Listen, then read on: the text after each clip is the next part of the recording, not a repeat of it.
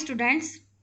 Yesterday we learnt about Spearman rank correlations formula. हमने लिख दिए है वो फार्मूला, पूरी आपने लिख के भी मुझे भेज दी है. 2 फार्मूलाज है उसमें. अब वही फार्मूलाज के हम लोग सम स्टार्ट करेंगे, बट उससे पहले हम लोग merits and limitations of Spearman's rank correlation method जो पढ़ने जा रहे हैं. First, merits. This method is easy to understand.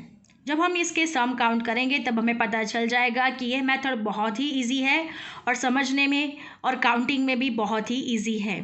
Second one, the calculation of rank correlation method is easier than that of Karl Pearson correlation coefficient. Karl Pearson के correlation coefficient के 3 formulas है बस, but उससे जो Spearman rank correlation के method है वो बहुत ही इजी है. उसका कैलकुलेशन भी कार्ल पियर्सन मेथड से बहुत ही इजी है, कंपैरिजन में बहुत ही इजी है. Now moving to the third, it is the only method when the data is qualitative. जब भी हमें डेटा क्वालिटेटिव मिलेगा तब हमें स्पीयरमैन रैंक कोरिलेशन का ही यूज़ करना है. Number 4, when dispersion is more or when the extreme observation are present in the data, Spearman's formula is preferred over Carl Pearson's formula. जब भी बहुत ज़्यादा ऑब्जर्वेशन दिए गए हो, जब भी बहुत सारा डेटा दिया गया हो, तब हमें Spearman's rank correlation is preferred over Karl Pearson's formula. तब हमें कार्ल पियर्सन से बेहतर फॉर्मूला कौन सा यूज़ करना है? स्पीयरमैन्स correlation. Should understand, these are the merits of the Spearman rank correlation method. Now moving to the limitations of Spearman's rank correlation method. Now moving to the limitations.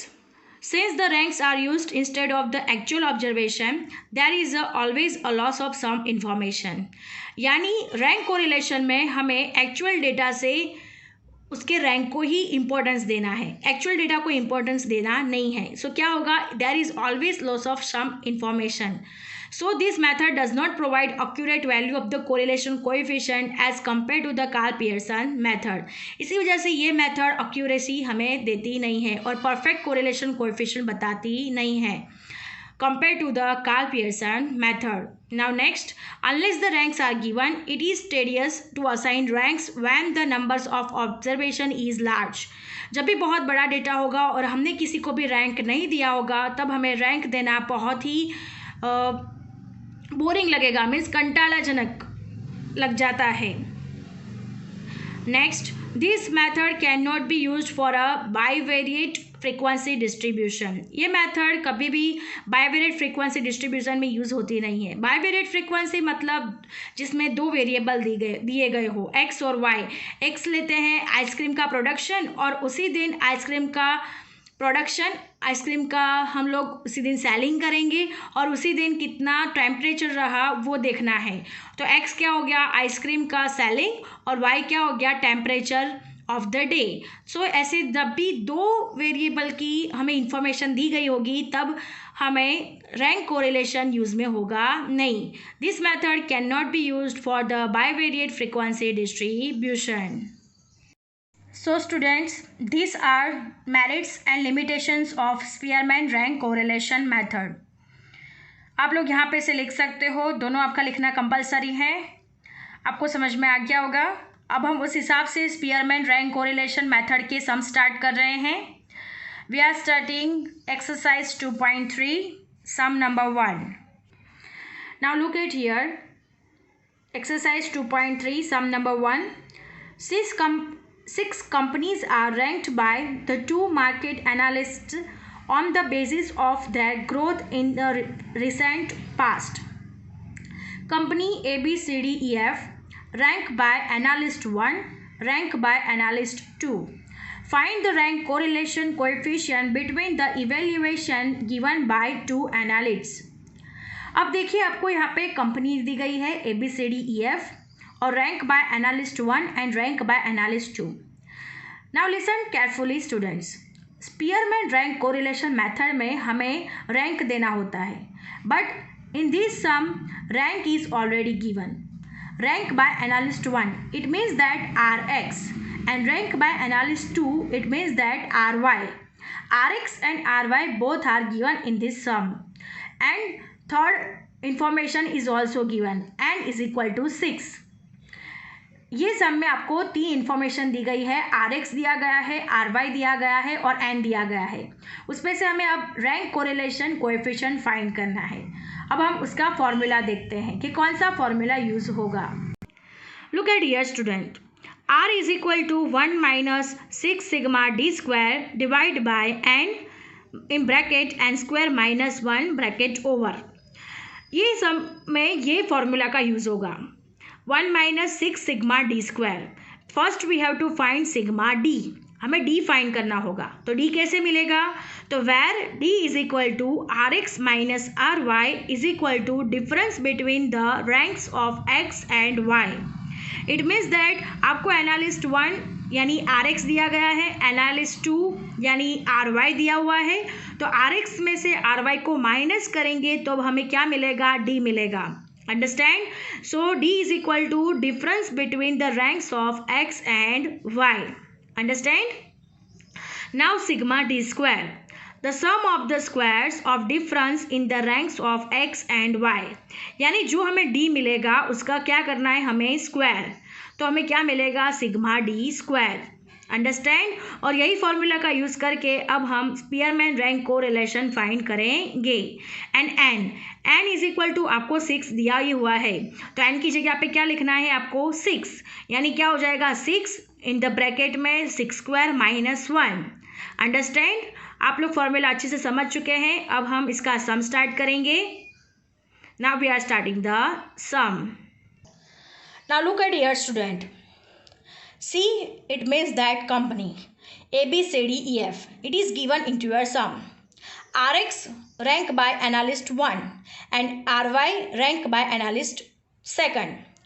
RX में 5, 2, 1, 4, 3, 6 ये हमारे question में ही दिया हुआ है, और RY 6, 4, 3, 2, 1, 5 ये भी हमारे क्वेश्चन में ही दिया हुआ है। नेक्स्ट कॉलम क्या बनेगा आपका? D। D is equal to हमने अभी देखा फॉर्मूला में RX माइनस RY, यानी RX में से हमें RY क्या करना है? माइनस। RX कितना है हमारे पास? 5 में से 6 माइनस करेंगे तो -1 आएगा। वैसे ही 2 में से 4 माइनस करेंगे तो -2 आएगा। 1 में से 3 माइनस करेंगे तो -2 आएगा। 4 में से 2 माइनस करेंगे तो 2 आएगा। 3 में से 1 माइनस करेंगे तो 2 आएगा। 6 में से 5 माइनस होंगे तो 1 आएगा। अंडरस्टैंड? ऐसे हमें क्या मिल रहा है आपको? D। नाउ सिग्मा डी का हम लोग टोटलिंग करेंगे। अब ध्यान से सुनना, जब भी आप सिग्मा डी का टोटलिंग करो तब सिग्मा डी का टोटलिंग ऑलवेज 0 ही आएगा। अगर 0 वो नहीं आ रहा तो आपका कोई ना कोई मिस्टेक आपके सम में काउंटिंग में हुआ है, ये हमें पता चल जाएगा। सिग्मा डी ऑलवेज 0, यानी sigma D is equal to 0, यानी हमारा कैलकुलेशन सही है। Now moving to the next column, D square. It means that हमें जो D में जो भी डिजिट्स मिले हैं उनका क्या करना है हम लोगों को? स्क्वायर। -1 का स्क्वायर 1, -2 का स्क्वायर 4, -2 का स्क्वायर 4, 2 का स्क्वायर 4, 2 का स्क्वायर 4, 1 का स्क्वायर 1। इस तरह से हमें D स्क्वायर मिल रहा है 1, 4, 4, 4, 4, 1। अब हम सिग्मा D स्क्वायर का टोटलिंग करेंगे। सिग्मा D स्क्वायर का टोटलिंग हमारा मिल जाएगा 18। Now understand? यही हमारा टेबल यहाँ पे फिनिश्ड होता है। टेबल कैसे बनाना है? तो पहले तो इन्फॉर्मेशन लिखनी है RX RY, देन फाइंड करना है D और उसके बाद उसका D स्क्वायर। यहाँ पे हमारा टेबल फिनिश्ड होता है। अब हम ये जो डिजिट्स हमें मिली है उस डिजिट्स को हम लोग फॉर्मूलाज में रख देंगे। So what is the formula? R is equal to 1 minus 6 sigma D square divided by N square minus 1.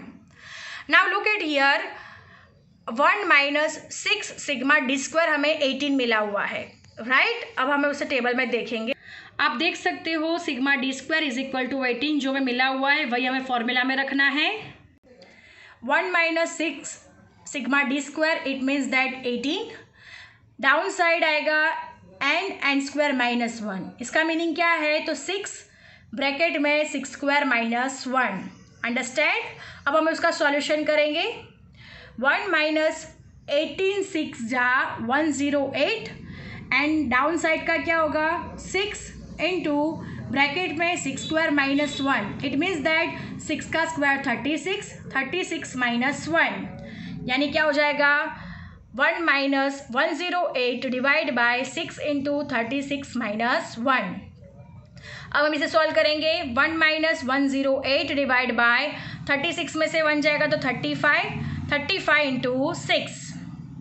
Now 1 minus 108 divide by 35 into 210, तो हमें कितना मिलेगा 35 इंटू 6 यानी 210। अब हमें क्या करना है, तो पहले तो हमें इसको सॉल्व करना है 108 डिवाइड बाई 210 को। तो पहले तो हम 108 डिवाइड बाई 210 करेंगे तो हमें कितना मिलेगा 0.51। उसके बाद हम 1 में से 0.51 माइनस करेंगे तो हमें मिलता है 0.49, which is our rank correlation. R is equal to 0.49। Our sum is over here. आपको समझ में आ गया होगा। According to the formula we have to count it and then solve it. Thank you students.